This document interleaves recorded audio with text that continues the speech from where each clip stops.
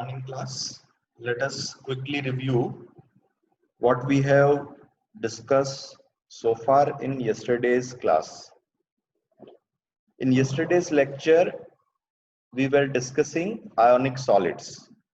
So, as the name suggests, ionic solids are solids that are made up of ions, and the charge neutrality condition requires that every solid has to be made up of an equal amount of positive charge and an equal amount of negative charge. That means every ionic solid always made up of an equal number of cations and equal number of anions. And if they are not equal in number, then their charge has to be compensated.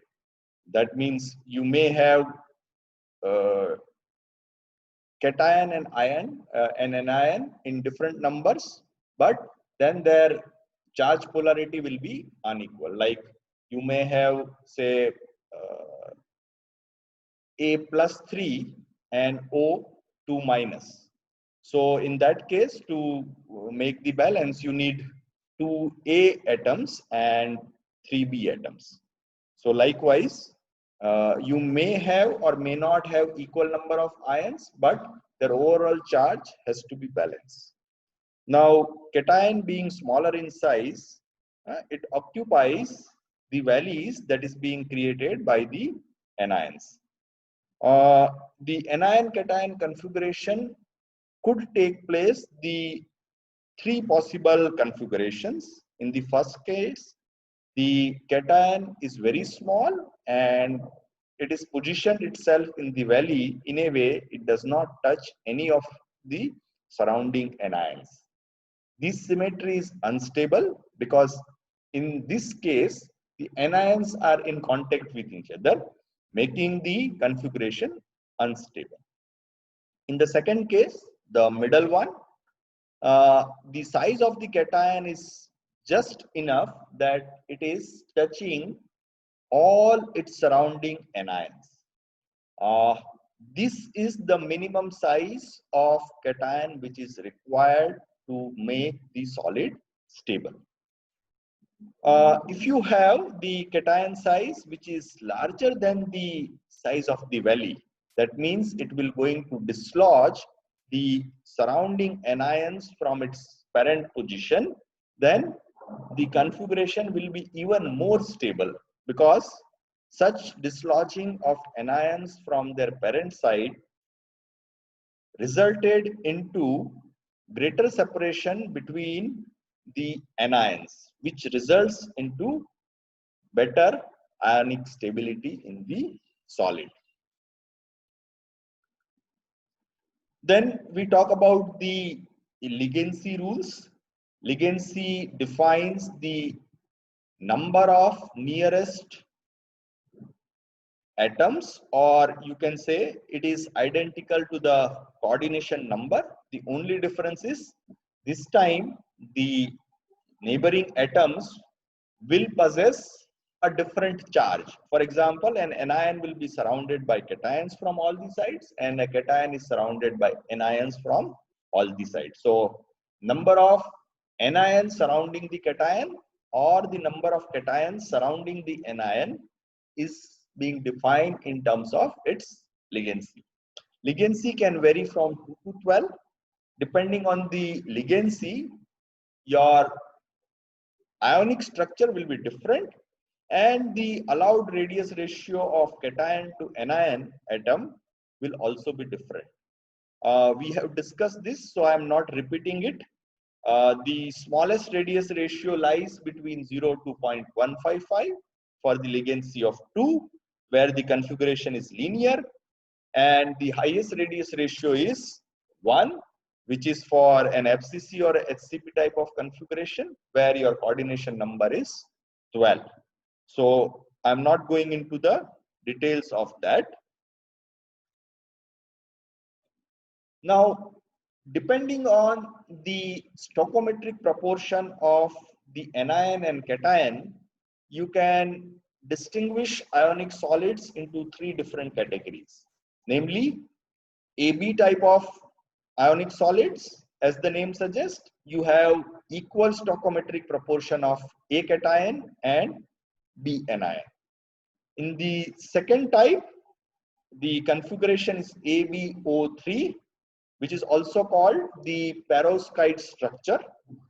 Perovskite is basically the name of a mineral which is having this particular structure. So from the name of the mineral, all such structures are being referred as the perovskite structures.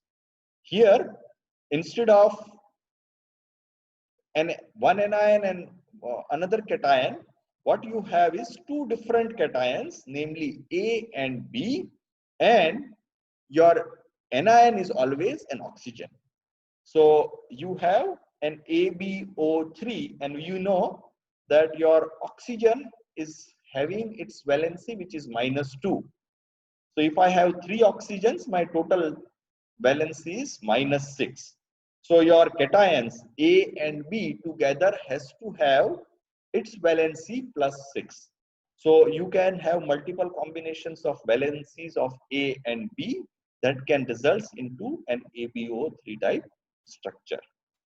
The third type of ionic solid was Ab2O4, which is also referred as the spinel structure. Spinel is again the name of the mineral.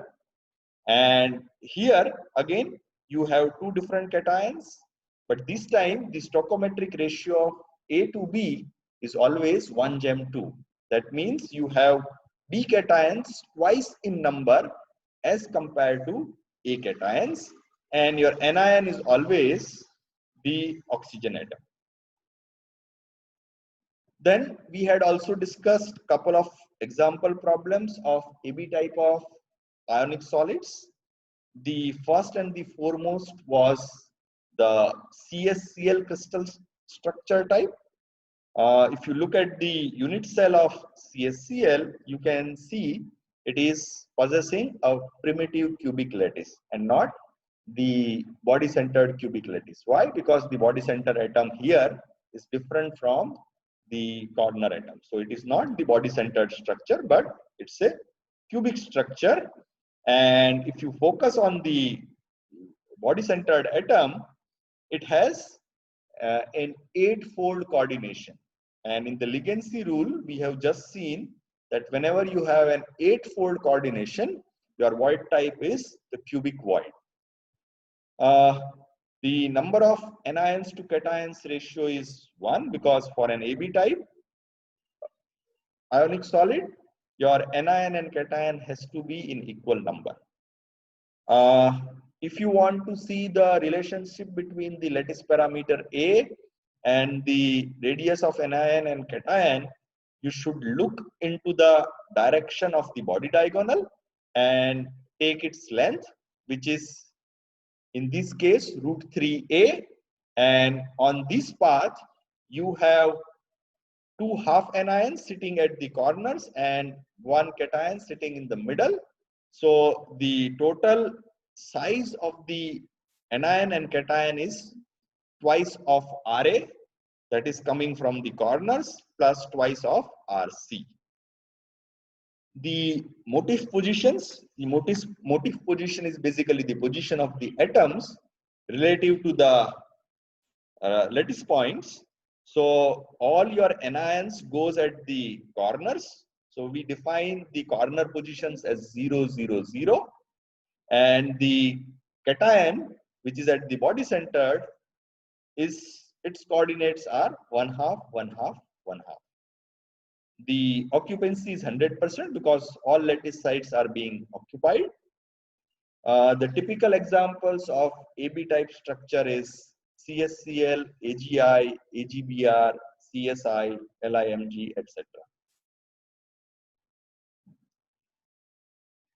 The second important AB type of structure that we were discussing yesterday was the NaCl crystal structure.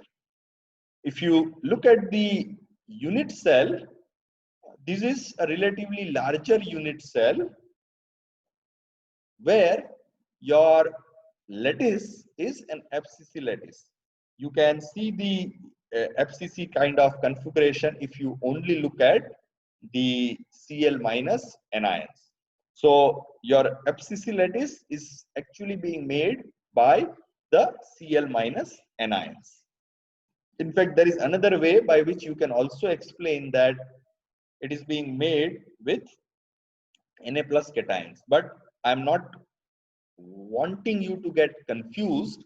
So for a time being, focus only on the unit cell, and in the unit cell you can clearly see the green atoms are at the corner and at the center of the phase. So it is the FCC lattice.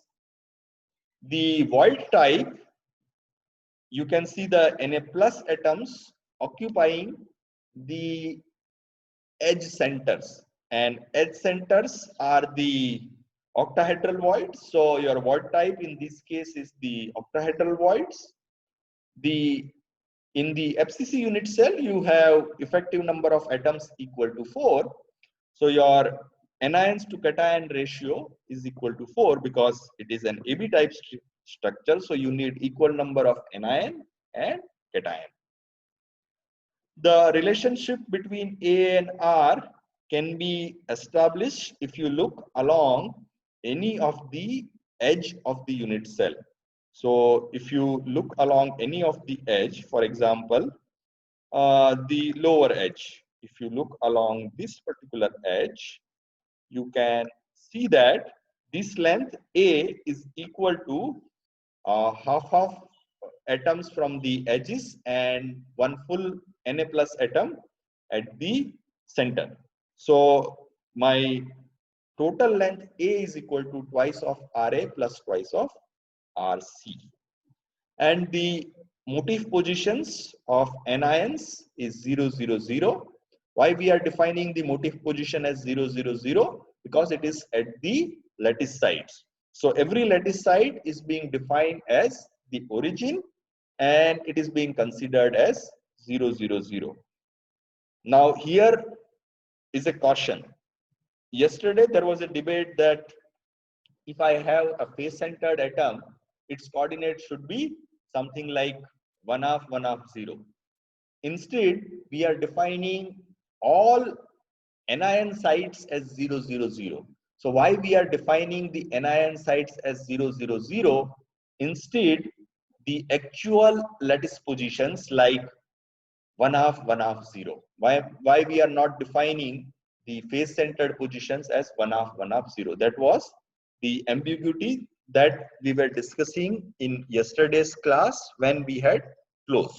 So it is because we want to have a common coordination system for one kind of atoms and the another common coordination system for the other type of atoms. That means your anions will go and occupy those lattice points, right, which is the regular FCC lattice, and your motif position is relative, means relative to a given lattice point where exactly your atom lies. So that distance we are defining as the motif. For example, I take the lower left corner as the origin. Okay, I am marking it for the clarity. So this is my origin. So if I ask you what is the coordinates for the chlorine atom sitting there, so of course it is 0, 0, 0. Now if I move along the X and look at the other chlorine atom which is in the opposite corner, this one which I have just marked now, if you ask me what is its lattice coordinates, its lattice coordinate will be 1, 0, 0 because it is along the x-axis. So its lattice coordinates is 1, 1, 1. 1, 0, 0. But if you ask me what are the motif coordinates for the chlorine sitting there, then the motif, we are defining the relative position of the atom vis-a-vis to the lattice point. So my question is, where is the chlorine? Whether it is sitting precisely on the top of the lattice point? Answer is yes. Your atom is precisely at the atomic site or at the lattice site. Therefore, its coordinates will always be 0, 0, 0. So likewise, all green atoms are actually at a lattice point, and hence it is not away from any of the lattice points. So its coordinates will always be equal to 0, 0, 0. I repeat again, motif is basically the relative position of an atom or ion vis-a-vis to the lattice point. So if your ion is sitting only at the lattice point, then its coordinates are 0, 0, 0. Is it clear now? Yesterday there was some confusion about the anion position. Is it clear? Yes, sir. Okay, good. So now let's talk about the position of the cation, which is basically the B side. And you know, the B side is actually at the octahedral sites. And you know, octahedral sites are the voids, they are not the lattice point. So you have to define the position of the octahedral site vis-a-vis to the lattice point. So let's say I focus on one of the lattice point and want to define the relative coordinate for one particular octahedral site vis-a-vis to that particular lattice point. So now I am defining the lattice point first with a red color mark. Let's say I am focusing on this particular lattice point, the corner site.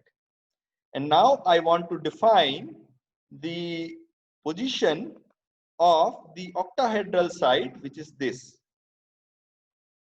the one which I have just circled. So you can easily tell me its coordinate is 1/2, 0, 0 because it is along the x-axis. Now, if instead I want to define the motif coordinates for this particular position, let's say the one which I am circling now with green,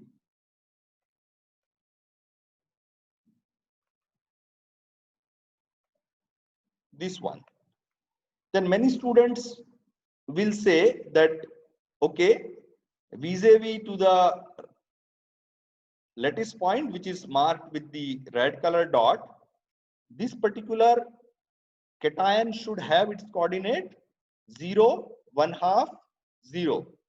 And likewise, if I go to some other point, let's say this one, then its coordinate should have been something like along x it is 1 and along y it is 1/2. So it is 1, 1/2, 0. And likewise, so and so forth. They are the actual physical coordinates and not the motifs. Motifs we always define vis-a-vis to the nearest lattice point. So every cation site is at a distance along x-axis at 1/2. So let's say I want to define the motif coordinate for this particular sodium, the one which is I am now marking with the red color dot. So vis-a-vis to this particular lattice point, it is at 1/2. Likewise, this particular sodium vis-a-vis to this particular lattice is at 1/2. So here 1/2, 0, 0 does not mean its physical location.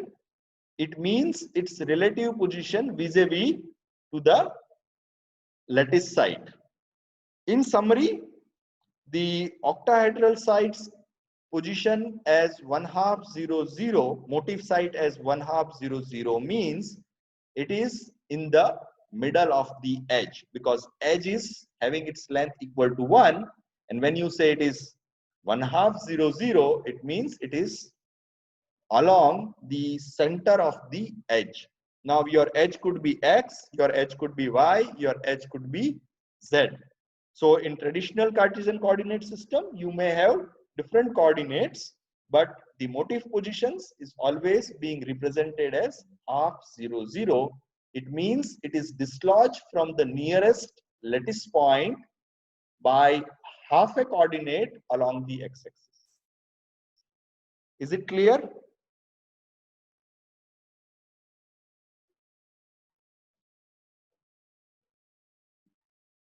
Any doubt? No, sir. Okay, I guess there are no doubts. So let's continue our discussion. So if you look at the unit cell, you can see that there are equal number of anions and cations, because the number of anions to cations ratio has to be same in the AB type of crystal. As far as the occupancy is concerned, you can see that all regular lattice sites is being occupied by the Na plus cation, while all octahedral sites are being occupied by the Cl minus anion. The typical examples of this kind of structure is NaCl, MgO, NiO, LiF, TiN, FeO, etc. So many industrially important solids configures themselves in the crystalline structure, which is NaCl type.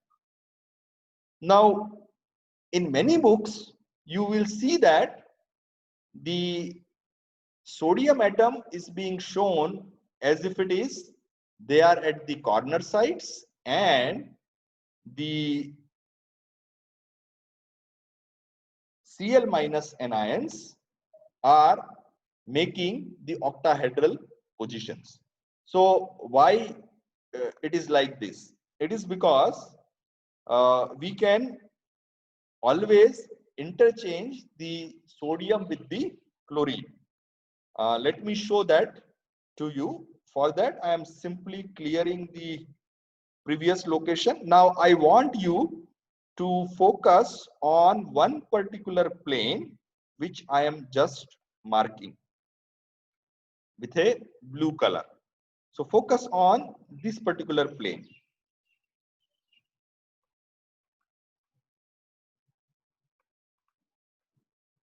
If you look at this particular plane, then you can see actually this plane is the one where sodium is sitting at the corner side as well as the face centered side. And likewise, if I come one plane downwards, that means if I draw one more plane here, somewhere here,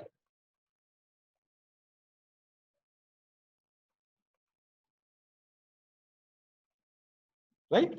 My next repeating plane will be here, which this plane will be precisely identical to the one which is I have just marked within the unit cell.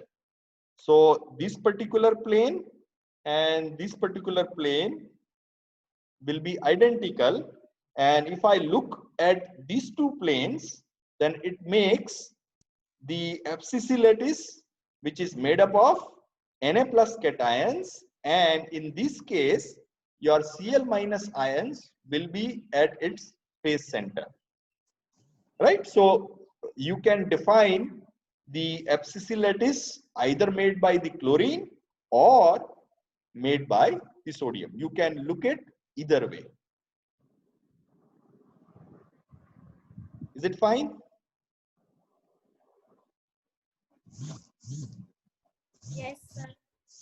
Okay, there is one query from a student. The query is, when can you say your occupancy is 100%? You can say the occupancy is 100% when no lattice site or the void site is empty. if all voids and lattice are being occupied, then your occupancy is 100%. In subsequent examples, I will show you a couple of examples where all sites are not occupied. That means your occupancy will be less than 100. So we will talk about that. Okay.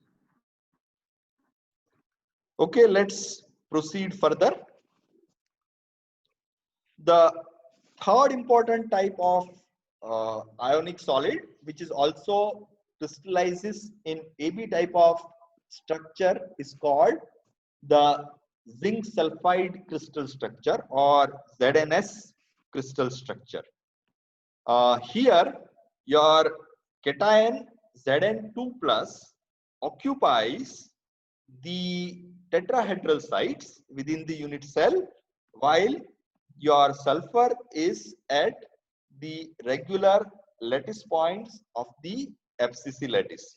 So if I only look at the yellow balls, you can clearly see, yes? Nice.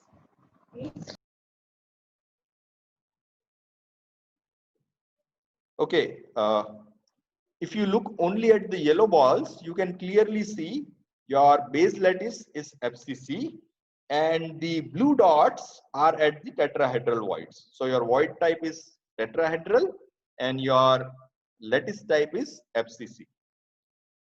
Simply count the number of blue dots within the unit cell. You can clearly see there are 4 of them.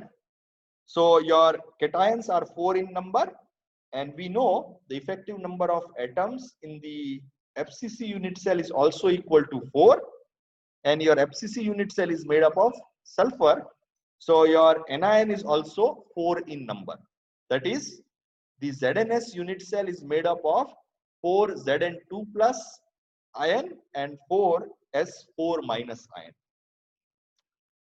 If you want to define the relationship between A and R, you should look along the direction which is most closely packed. In this case, this particular direction will be the body diagonal because your tetrahedral voids lies along the body diagonal.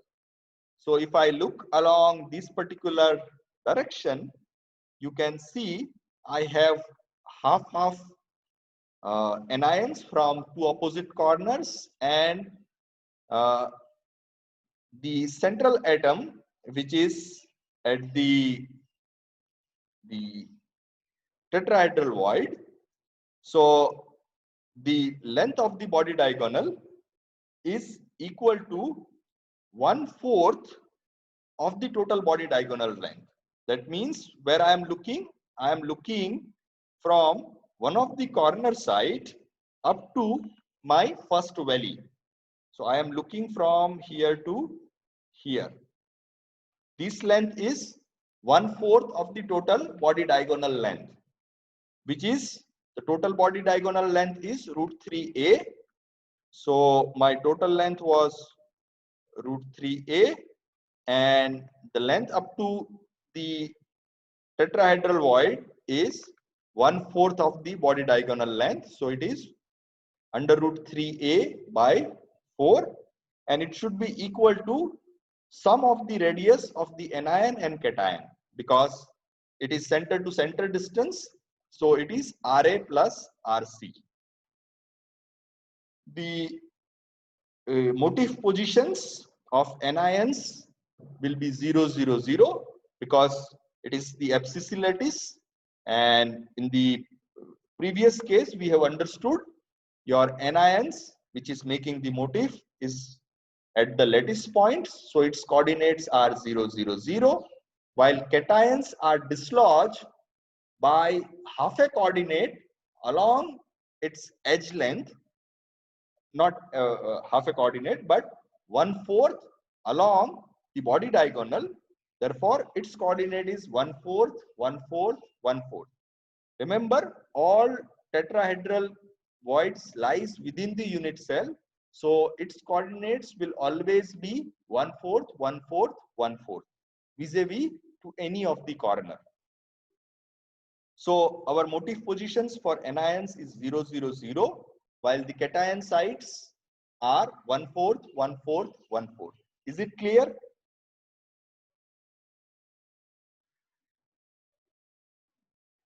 Okay, good. Now comes to the stoichiometry, or you can say occupancy.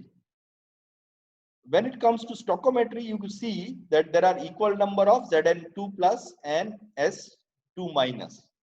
But if you look into the unit cell, you can see out of the available tetrahedral sites, how many of them?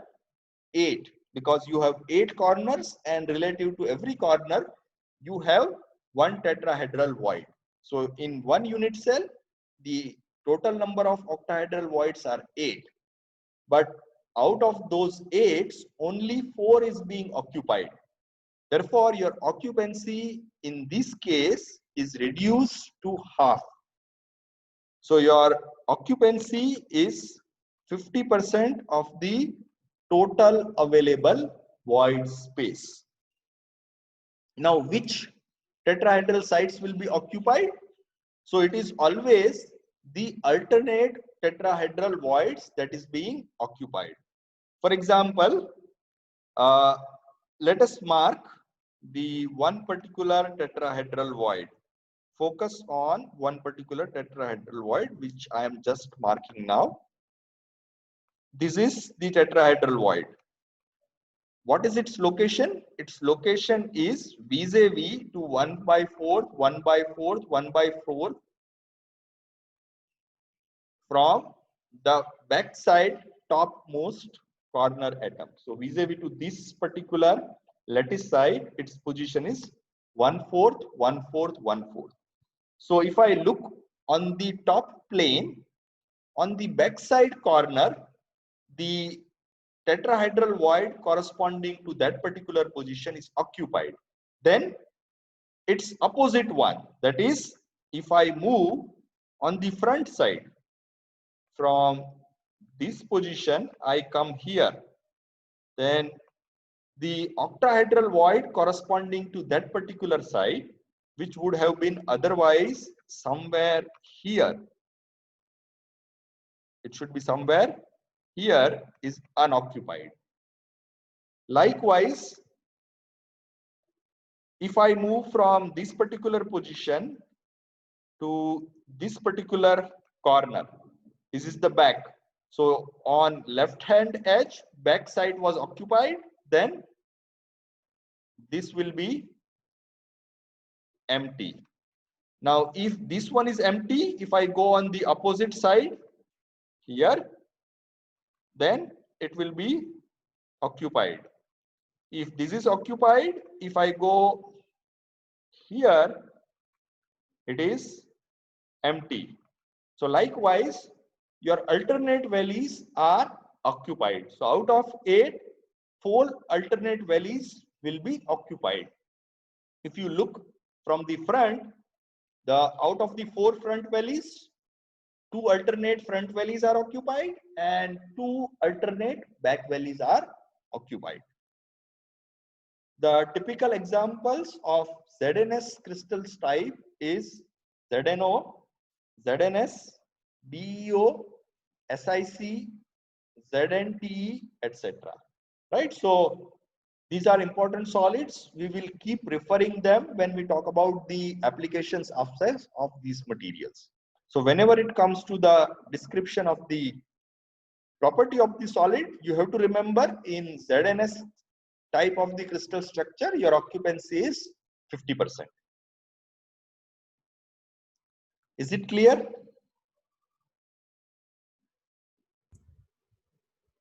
Sir, relation of A and R explain कर दीजिए. Sorry बेटा, थोड़ा जोर से बोलिए.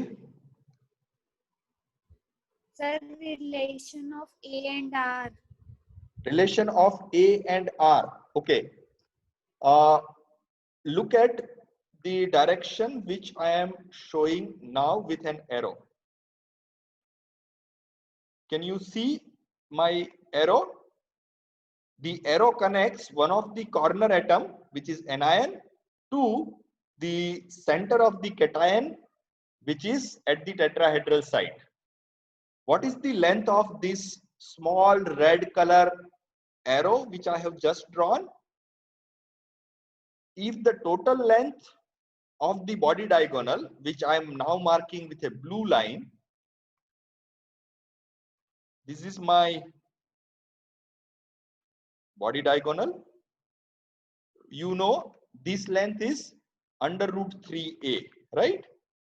So this length was under root 3a. Now compared to the total length of the body diagonal, the length of the tetrahedral void, which was the small red color arrow, is only 1/4. Why it is 1/4? Because its coordinates are 1/4, 1/4, 1/4. So if you compute its magnitude vis-a-vis to the length of the body diagonal, it will be 1/4 of the body diagonal length. So the length of the red arrow is 1/4 of under root 3a. That means it is equal to this much. This should be equal to, in terms of the radius, then I have 1 RC and 1 RA. That is half of the anion and half of the cation lies on that red color arrow. So in terms of the radius, the length is RC plus RA.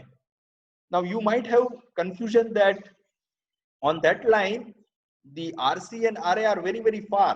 Then how can I say the length, which is equal to root 3a by 4, is equal to RA by RC?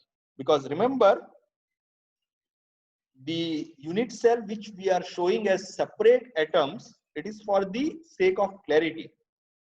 In reality, the anion and cations are in physical contact with each other. So the length from corner to the tetrahedral void, which is equal to root 3a by 4, is equal to its sum of the radius of an anion and a cation, Ra plus Rc. Is it clear? Yes, sir. Okay, beta. So remember always that in the unit cell, you feel atoms are not touching each other, but in real solids, they are actually in physical contact with each other. That you have to always remember.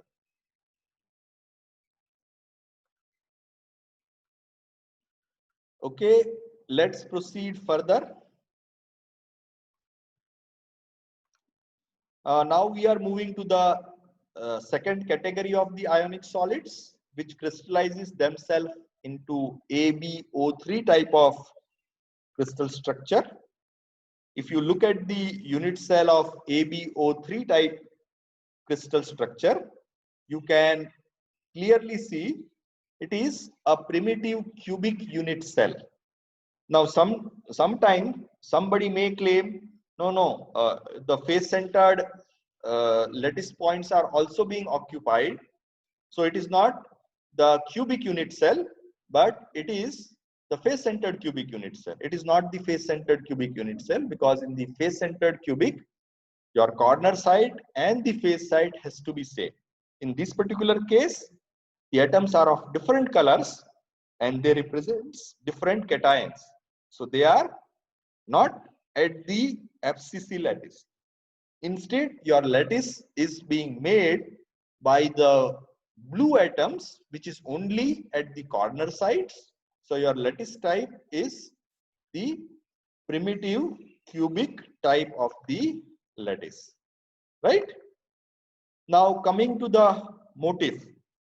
Now you have, in this particular case, two different type of A ions, namely Ba2 plus and titanium 4 plus. So Ba2 plus plus titanium 4 plus gives you the total valency, which is equal to 4 plus 2 to be equal to 6. And we know in AbO3 type, you have 3 oxygen sites. So each has -2 valency. So 3 into 2 is also 6. So the charge neutrality is balanced. What is the site of the Ti4? Ti4 goes and occupies the body centered location. And if you closely look, the ligancy for the green color atom, it is being surrounded by 4 atoms which is in the orange color.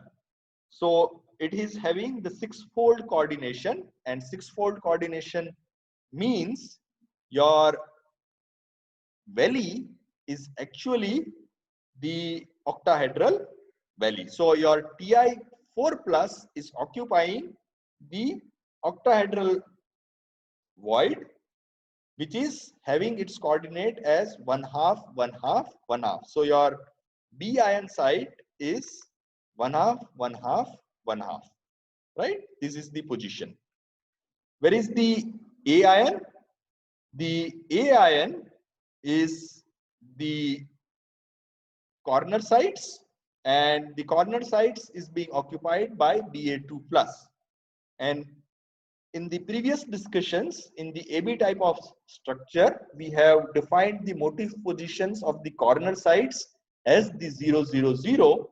So all your A anions are at the motif site, which is 0, 0, 0. B ion at the middle of the unit cell, so 1/2, 1/2, 1/2.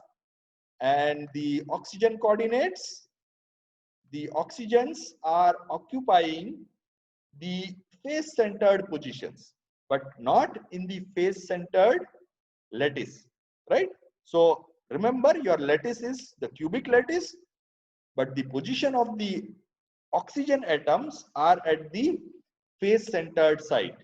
So any face is actually either on the XY plane or XZ plane or YZ plane. So accordingly, your coordinates will be 1/2, 1/2, 0, or 1/2, 0, 1/2, or 0, 1/2, 1/2. So there are 3 possibilities. In simple case, you can call the oxygen site as 1/2, 1/2, 0. That means it will lie along any of the face.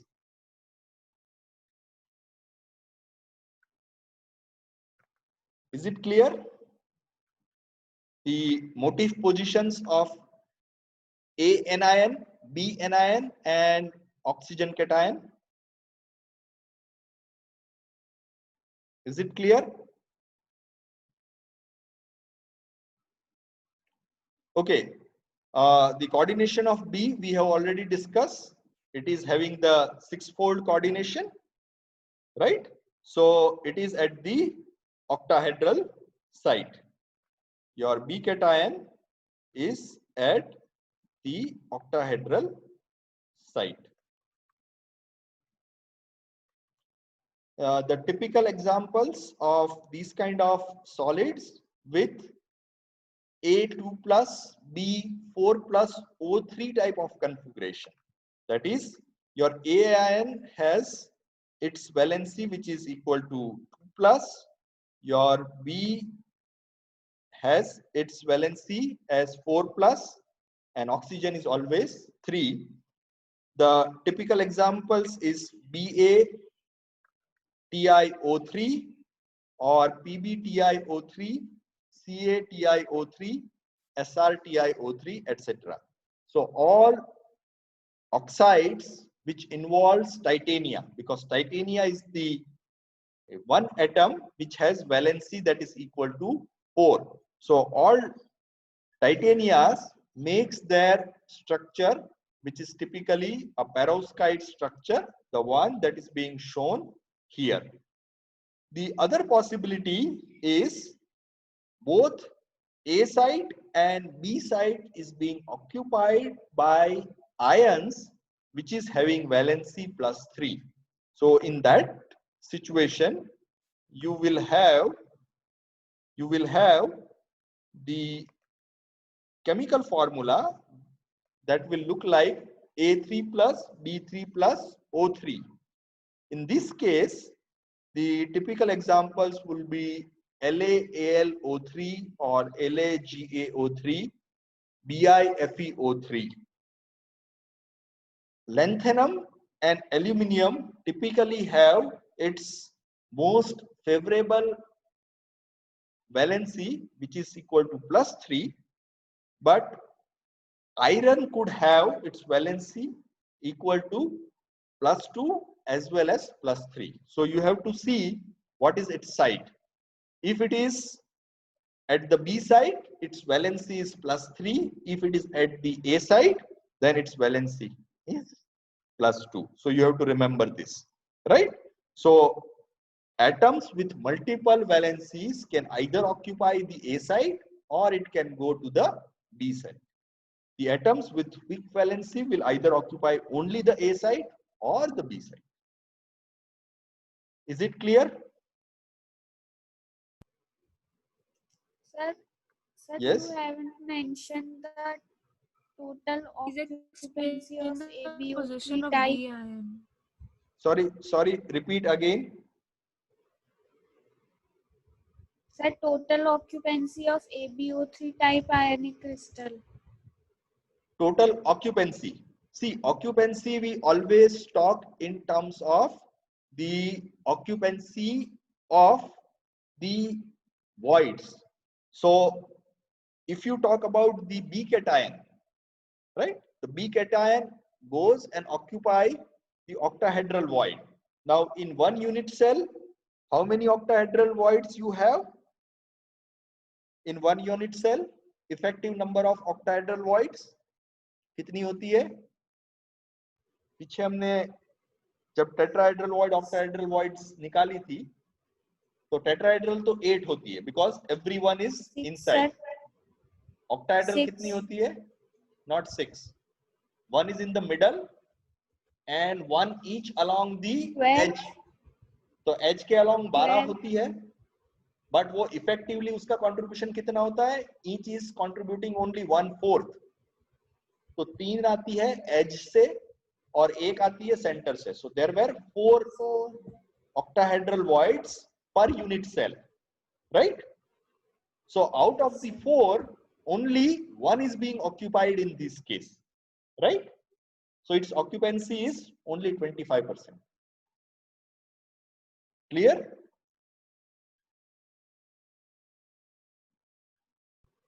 No, sir. बेटा आपकी octahedral voids कितनी है एक unit cell में? Total 4. उसमें से अगर आप इस यूनिट सेल को देखो तो only one of them is occupied. Which one? The one which I am just marking now with a blue color dot. जहां पे टाइटेनियम बैठा हुआ है. Titanium is sitting in the middle. और ये पोजीशन कौन सी है? आपकी octahedral void है. तो ये octahedral void फील्ड हो गई. एग्री? Yes, sir. बाकी की octahedral voids आपकी कहां थी? At the center of the edge. तो मैं उसको मार्क कर रहा हूं आपके लिए with A red colour dot जो अनऑक्यूपाइड है. जैसे for example our first position where there could be a tetrahedral void is empty. This,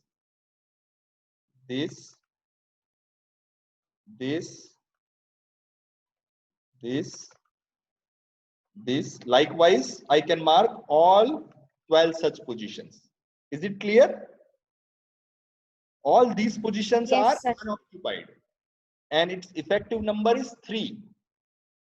So out of the 4, 3 is unoccupied while only 1 is occupied. Is it clear now? Yes, sir. Okay, beta. So let's stop now because we are running out of time. I have to cover one more example, but I will do it in tomorrow's class.